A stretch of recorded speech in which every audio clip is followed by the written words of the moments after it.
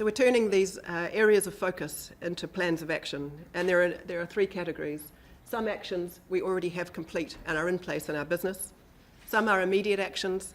We're either working on them now or close to completion. And a third set require a broader group of people from across our business to determine what the right plans of action should be. In terms of actions that we've already taken, we have created the role of Group Director, Food Safety and Quality, that reports to the CEO. We've strengthened the role of our Food Integrity Council. This is a role which has always existed, but we're looking at how we can strengthen its mandate and ensure we're looking in the right places, we've got the right information to make the right decisions. Last week, we temporarily closed our Hautapu plant for a day. We went through the site to ensure that it was operating at the quality that we expect of it and that we'd done all the cleaning regimes that we needed to do to satisfy ourselves we could move into the new season. We also decommissioned the equipment that was non-standard that had been used in the reprocessing. We have documented and defined our traceback procedures for Australia, where we had the most problems, and we've trained our people in how to use those traceback procedures so they can do them at a moment's notice in our new system. And this week we've launched a global food safety and quality hotline where any of our staff and contractors can call at any time if they have any concerns about food safety or quality. We have further actions that we're working on now and that we'll look to be implementing very shortly. We'll be looking at our employment agreements with employees to ensure that we have appropriate clauses that give the same dominance of health and safety to food safety and quality.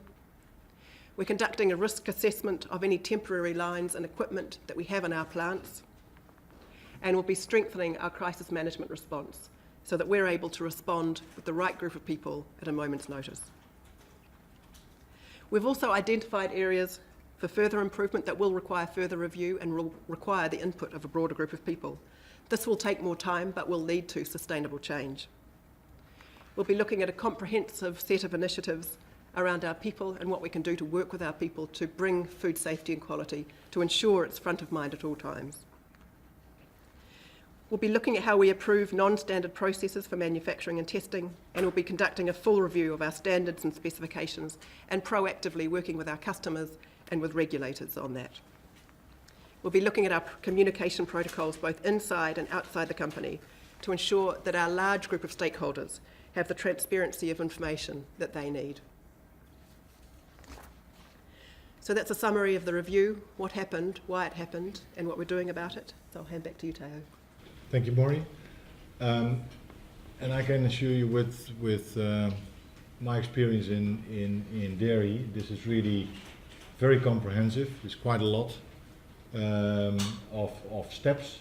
And I can say that what you see here is really, for me, lifting the standard from world-class, what New Zealand is already, New Zealand and Fonterra, to being best practice or best in class around the world, because that's our next aim, that we really drive this to the highest possible standard in the world. And you will see quite a lot of out of the box and innovative actions here, which are very uncommon in other dairy operations around the world, but we really want to lift the bar to the highest possible level. So thanks, Maury. There's a lot of information. Like I said, Fonterra and New Zealand, in my opinion, are world-class in dairy, and I said when I came in, the envy of the dairy world. I still strongly believe that we're on the same page, because we do have efficient and world-class farms. We do have world-class factories, and look at Darfield, which has Darfield 2 just started only a week ago. That's the biggest and most modern dryer on the planet. So we do have fantastic facilities. We also do have some legacy assets where we have to focus on with our actions. We do have a global reach. We operate in more than 100 countries. We have a strong customer and consumer base. We do run strong and robust quality and safety, food safety systems, but we intend here to lift it to best practice around the world. And we are still the leading player in dairy nutrition around the world. So we're well placed, no reason for arrogance, but we have to focus on getting best in class in the field of food safety. So, as to summarize for you, the precautionary recall was not a result of one event. When you come into such a crisis and a global recall, it's never related to one event. Yeah, this is really the result of a number of separate and unrelated events occurring in an unforeseen sequence. And if you compare it to other crises, this is always the case. There's always 4 or 5 events related to a crisis, and when you hit a crisis, you have to make sure that you land the plane safely, and that's what we did. So the findings, recommendation, actions are clear. Implementation, we have to do that now. Yeah, we are very much behind our action plan.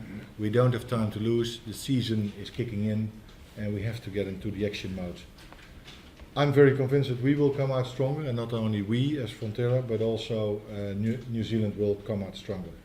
And we have to make sure that we are a very strong team, Fonterra and New Zealand.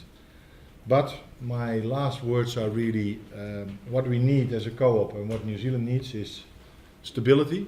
We need absolute stability in the coming 2-3 months, and we need to have a lot of confidence, not only us as Fonterra, but the entire context of New Zealand, to really bring New Zealand and Fonterra to the level where it should be, and it should be not only world class but best in class.